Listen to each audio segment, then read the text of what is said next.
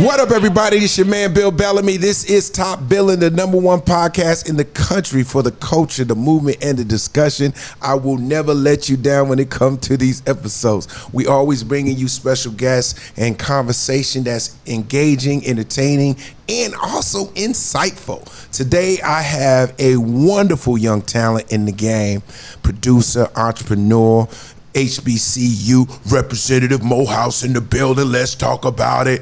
But I want you to introduce my top billing audience to Stephen Dr. Love. Everybody, make some noise in the building. Appreciate it, man. Let's talk, man. Welcome to the show, bro. Good to see you, man. What's up, man? He was like, when you came in, you was like, damn, man, I can't believe I'm here. Yeah, you can. You worked hard for it, baby. Dog, I appreciate that, man. I damn sure did. But also, man, like, we got to give you your flowers, dog. Like, thank you. I'm sure everybody tell you know, go quote your other filmography, but my favorite is Cousin Skeeter, dog. Ah, you the Cousin Skeeter! Cousin Skeeter, man. That's my generation, man. Yes, sir. Nickelodeon. I don't think we was fly. Yeah, Cousin Skeeter, that project was just so much fun because I had never had an opportunity to do a project that was for the kids, you know what I'm saying? Yeah. And I got a chance to put my personality in the puppet, which worked out. And people end up finding out I was Cousin Skeeter later. Same, I did. You found out later? Yeah. You was like, you ain't know who it was. I was the wrong man when I figured it out. Well, welcome to the show, Stephen, and it is a pleasure to have you, man. You remind me of another young, talented guy, you know, director Calmatic. That's my dog. And what I love about you guys is you guys are young, you guys are visionaries, and you are in the storytelling business. How did you get started being a producer and writer? Yeah. I mean, honestly, the producing came from being in the country of South Carolina. You know, there was like an after-school program that taught us how to use handy cams and upload it to iMovie. And I fell in love with it doing that, and then honestly, I've always been a hustler. So I was like, how do I make money doing this? Right. Not like in the future, but like at 12. Right you know now. What I'm saying? Like at right 12. Now, at 12. So I just started like a videography company, man, and filming my dad's church services and whatever I could get my hands on and selling them. But I'll keep bootlegging the sermons. You know what I mean? Selling y'all want to get Jesus. You can watch him tonight. You know, you could make the service anytime you want him. He right on time. Right. You know what I mean? You got $10, you can get a tape. So that was the vibe. But yeah, man, I just I fell in love with it, and it just kind of evolved into going to Morehouse, study business, not film. We didn't have a film program at that point, but we helped start one while I was there, and then went to SC for grad school, and I've been at it ever since. I came to LA, and I was like, I gotta make it else. We're going back to the farm. Right. Yeah, I love that LA thing, man. You know, a lot of us have been inspired. I always thought like, this is where all the stars are come from all over the world to be here, and this is where the movies get made. Yeah. This is where they make the commercials and the videos and stuff. So this is like the Super Bowl of what we want to do. Yeah. And so when you got here, what was the first thing you wanted to do? Like, oh man, just be honest. Tell me what's the first thing you wanted to do. This is real black of me, but I wanted to go to Roscoe's. That's all I wanted to do. I was like, I got up pulling to Roscoe's. That's on point though. Yeah, I like Roscoe and the swap meet. And the swap meet, because I didn't know what it was. I didn't either. I just heard about it in songs. You know what I mean? Yeah. Early Nipsey Hussle, all that. I was like, I hear about the swap meet and that music. Like, I gotta go pull up. Yeah. Roscoe, like, that's the move. So what was one of the first things that you did that you were like, okay, this is proof that I'm meant to do this? What was the first thing? Yeah, I think the first thing, honestly, was it was my freshman year of Morehouse. It was right after that. I was trying to find an internship, and when you first getting out of the country, so to speak, and then you go to the big city, which for me was Atlanta at that time, you thinking, if I'm gonna do an internship, it's got to be some big place, it's got to be real fancy or whatever, and I applied to a bunch of stuff, and everybody said, oh, you're too young, like you're not ready yet, you gotta wait till you're a junior. And then there was this one joint in South Carolina for South Carolina Educational Television. Wow. And I kind of felt like, I was like, I'm going to SC, I'm going to ETV. Like, that ain't really what I was hoping. That ain't like the studio. Right. But man, it was a blessing. I got there, and they just really didn't have time to dig into this like civil rights documentary thing they wanted to do as like a segment of a bigger doc. And they're like, hey, intern, you can try it out, like do some research, whatever.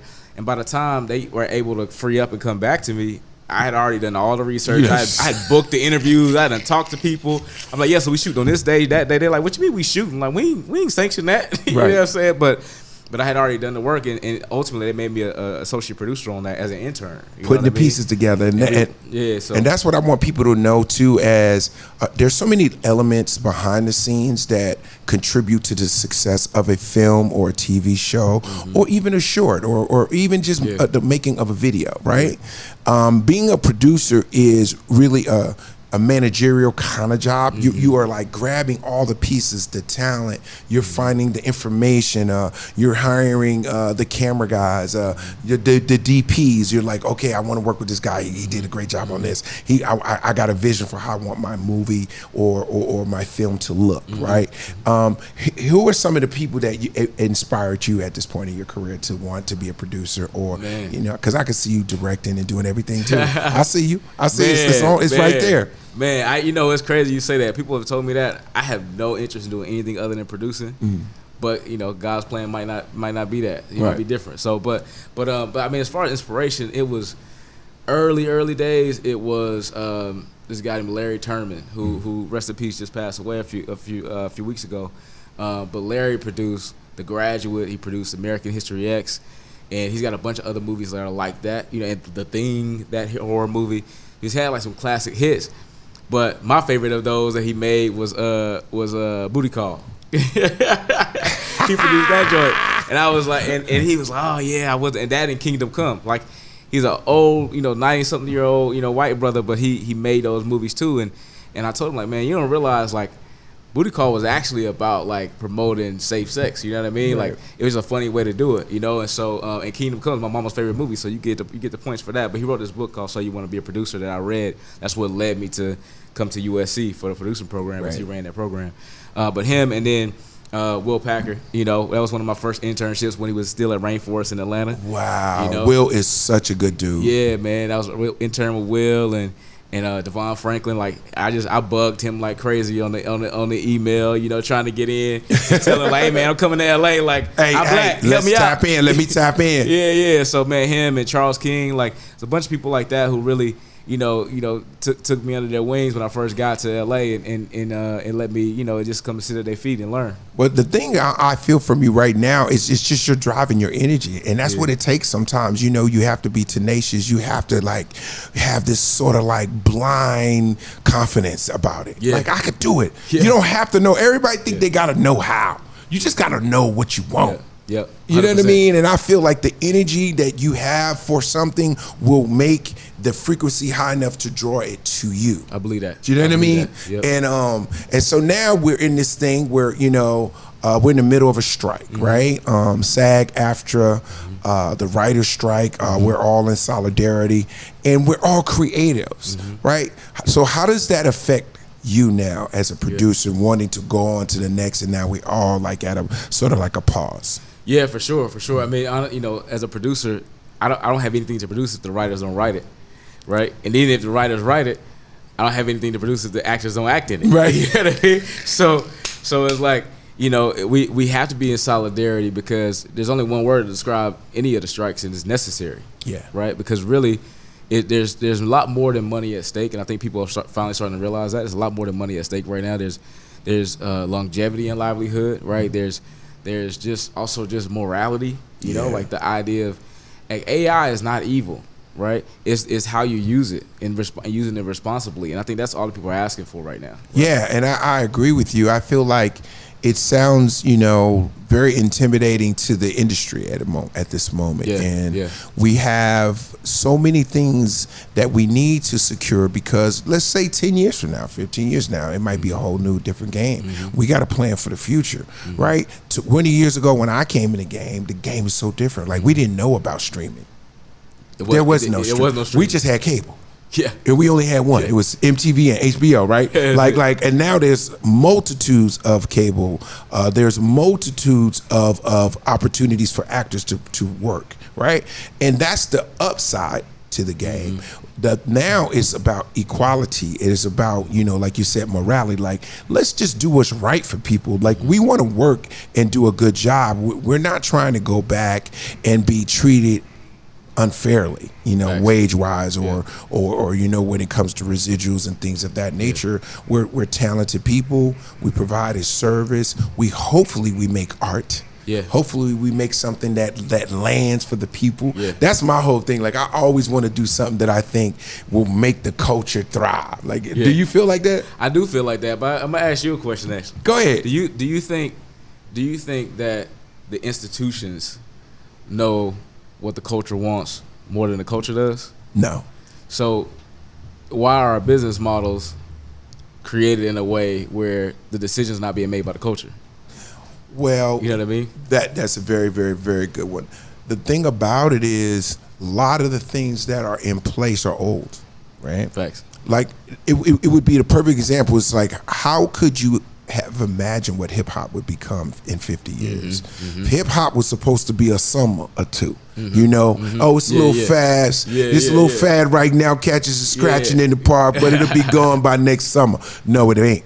There's a couple more summers kept coming, and more people start digging it and feeling it, and then all of a sudden the styles is driving the culture, and people are spending money to wear this type of styles of clothes, and people are listening to this kind of hip hop.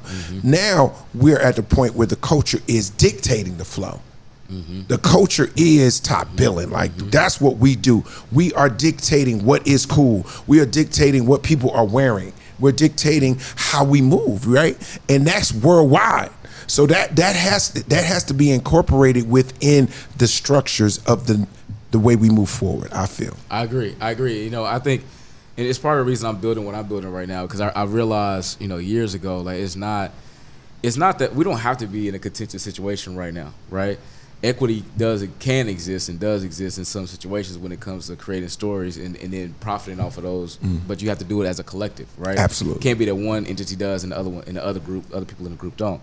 And so, you know, what we're building, hopefully we'll be able to talk about it soon, but what we're building right now is really the ability to tell these stories outside the system and then sell it back to the system at a premium, right? But do it in a way where it's the culture driving the storytelling, not the system driving the storytelling, right? And then you just sort of backdoor it in that way, you know? Yeah, so, I feel like now moving forward for your generation, I feel like you guys have no ceilings when it comes to creativity, because the technology that you guys have, the types of cameras that are available are bonkers. Like, oh my God. I mean, you can edit a film on your phone. Thanks. You can edit, if you got a laptop, you could produce a record in 2 days, you know, stuff like that. But here's the thing. What we gotta do is own our stuff. That's right. See, to me, that's now 30 years. It'll be 30 years in the game for me. Wow. I feel like the most important thing is ownership of your content, right? Producing things that you want to do. Like you said, all right, you know what? I don't need to have that meeting with y'all so y'all can tell me what I see in my mind. How about this? I'm gonna shoot it, show it to you, and sell it to you. Now you have the IP, you own it, and you license it. See, that's the game. That's the game. That's the game. That's free game too. A free game. I charge $42,000 for that. That's free. No, in fact, that's exactly right, man. That's what I'm on right now. You know, that's what a lot of us, even, you know, Chuck, we've been talking about the same thing. Like, Calmatic, like it's a whole class of us that realize that, you know, and because we've sat at the feet of, you know, the legends, you know what I mean, like you, but also just watched how it's been done. And to your point, a lot of the rules that exist today are old ones, right? Yeah, like laws. Yeah, like laws. I mean, speaking of law, I tell my lawyers all the time, like, look, you can't tell me that film is, on one hand, the youngest art form of all art forms. Music is way older, right? Spoken word is way older. Literature is way older, right? It's the youngest art, one of the youngest art forms, right? It's been over, you know, existing for like a little over 100 years. So you can tell me that the youngest art form can't change the way that the business of that art form is done? You know what I mean? So it's let's talk that talk. Let's break the mold. Like, why not? You know, and I think that is the sort of bottleneck we're feeling right now with the strike and just in general, the unrest we're feeling in general. But honestly, it's exciting, man, because where there's chaos, there's also opportunity, and so I think that's what people are realizing now. And you know, it'll all get resolved. Both sides will find a way to come to a even ground, but. Ultimately, man, I'm excited just about the energy that's happening. Yeah, man, I feel like people are awake. Yeah. I feel like people are passionate about something right now, and people are looking towards the future to make it better. And that's the part that I like about, you know, people standing for something where you go, okay, well, we're not going for that, but we want an opportunity to be able to do this, and that as well. Yeah. That's like, that's gangster, because like you said, all that's going to create something. Something's good gonna happen, and those who are ready in position, you can fly. And that's why I love having my own podcast, because I get an opportunity to interview different types of artists, right? And that's what Top Billing is about. It's like, you know, we all want to be top billing. We want to be the best in our lane. We want to be recognized as one of the greats or somebody that made a difference, right? What I like about you is that you're young and you see it already. That's so invigorating. Like, you know, I always wonder about the next generation, like the next, Bill Bellamy or the next, Scorsese coming up. Are they gonna be innovative? Are they gonna bring something to the game the game's never seen before? That's exciting. Yeah, we tapped in, man. I mean, you know, I think even with the stories that I picked to choose to produce, like a lot of them are very much so creating the comp, right? Like there's I just got a movie coming out right now, Jamie Foxx and Teyonah Parris and John Boyega, and like it's a sci-fi mystery comedy. Right. Those three words don't go together. Yeah, you know what I'm saying? And then there's black folks in the center of it. You know what I mean? Right. And so like stuff like that, man, it gets me excited, because it means, yes, it's going to be harder to get those joints done because there's no comp for the system to point to and say, okay, it's like this, so we'll give you that same amount of money to make it. But I like that. That means that after we make something, then now there's an example that other people can point to after us. Right? Absolutely. So, you know, my whole thing is like whatever I'm doing, try to leave it better than I found it. You know. Who are some of the people that influenced you as a youngster coming up in the film game? Yeah. I mean, it was actually people that influenced me in the film game were people that were outside of the film game for the most part. Okay. With the exception of Spike Lee, right? Okay. So obviously Morehouse, man, you know, but he pulled up to Morehouse so many times, and people was like, look, you scared of Spike. You know what I'm saying? Why? Like, just because he a legend, you know what I mean? He kind of float on water low key, you know. Right. But he said low key, you know. But he also like Spike's just an intense creative, you know. Right. He just is, and so people kind of be like kind of shy. And so I walked up to him and gave him the same energy he was getting everybody else. You know what I mean? Right. He was like, "What's your name, youngster?" And so after that, man, he just trying to help us get the film program going. But he became a sort of mentor during that time and wrote my recommendation letter to get into grad school and everything. But like that, he very much so his work was even more impactful on me than his actual product, like his actual like person, right? Wow. Like the Malcolm X movie was life changing for me as a kid. You know, watching Bamboozled was life changing for me as a kid, right?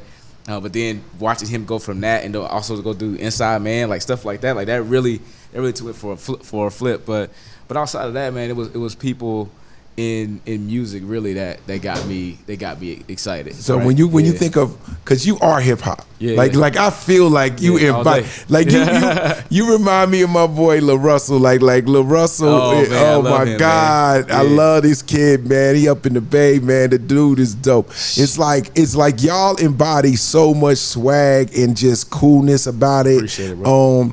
Who you rocking right now? Who's your top five right young in hip hop right now? Man, right now, J. Cole for sure. Carolina boy. Come on, got man. to. Number one. Stop playing with me. J. Cole. I mean, you know, also Coi Leray. Coi Leray. She cold. A lot of people ain't talking. That's a heat seeker right there. She cold. I give you another woman too, Flau'jae. I don't know. Flau'jae is she was on like Rap Game back in the day and American Got Talent, but right, she's a star basketball player on the LSU team, but she also the cold rapper. Her dad was Camouflage, who passed away years ago before she was even born. Wow. So she's cold, right? I really drawn to like rappers who got something to say, and has some substance, but also like doing it with so much swag that you don't feel like it's work when you listening to it. You know what I'm saying? Like.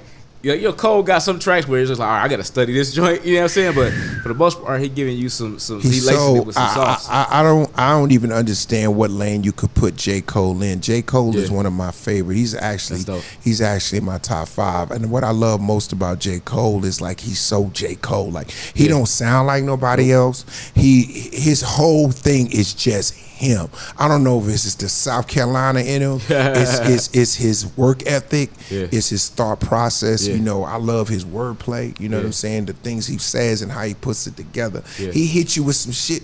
His metaphors, you just be like, because the king of the metaphors is Lil Wayne to me. I agree. I mean, facts. Wayne say stuff. If you was high, you gotta be hold on. Let me play that back one more time. What did he say? I remember Wayne said some shit. He said I was so high I could vomit on a comet. I'm like, God damn, how high you want to be? Pretty doggone high right there. Yeah, that's pretty much high. You okay? Hey, I don't want to be much higher than the comet, but also too, brother. I just want to know, like, you come from a very, very religious background, working in the church and stuff like that, and you know, dad a pastor. You know, was there any resistance to you wanting to be in the entertainment game coming from a religious family? There was no resistance, man. And I think it's interesting, like when I tell people in Hollywood that my pops is, you know, a Southern black preacher, you know what I mean? They assume like, oh, you grew up real restricted, and it was just like, you know, like not at all, really. You know, like there was certain stuff I just knew not to do. You ain't doing that. I ain't even gotta say it. You ain't gotta say it. You ain't gotta say it. I ain't even gonna try. You know, it's just a respect thing. But nah, I mean, the only resistance really was my mom. She was like, that's 3,000 miles away. We ain't got no people out there. Nobody out there. You know what I'm saying? The only person I had out there at the time, out here out in LA was my cousin Lee Thompson Young, who's famous Jet Jackson. And that was the only, you know, and you know, rest in peace to Lee, but he was the only person in LA, you know, and so they were like, we don't know nothing about LA. What like, you gonna do when you get out there? So I tell you that the advice that my pops gave me, what he said? My mom and my pops gave me, they said, whatever you do, don't sell your soul and don't sell your butt. I was like, okay, all right, cool. That's easy. I'm good on both of those. Thank you. You know what I'm saying? So yeah, that was the only advice they gave me. Oh my God, I remember the first time you just reminded me when I told my mom I was gonna move to LA. Yeah. She's like, boy, be careful. They do a lot of cocaine out there. Like cocaine is on the street. Yeah. It's like everywhere you go, you just getting cocaine thrown in your pocket. Yeah, you just pick from a tree. I'm like, man, what up, big dog? What up? But you out here, man. Yeah. And I love it. I love you being here. I love what you're trying to do. I love what you're doing and what you shall continue to do. If you were able to, this is just a fun part on the show that I love to have with my young talented people. All right, all facts on Top Billing. All facts on Top Billing with Stephen Dr. Love. All right, you get 5 artists right now. Okay. 5 artists to open up for your next movie project. Y'all having an after party, but before that, they get to perform at your next project. Which artists and why? Go. First one's the easiest, Erykah Badu. Oh. Badu was in my very first movie back in the day. She blessed us with that, and she actually Easter egg put a song in the new movie that we just dropped. Okay. Yeah. Boom, bow. So Badu. Gotta have Erykah. Gotta have her.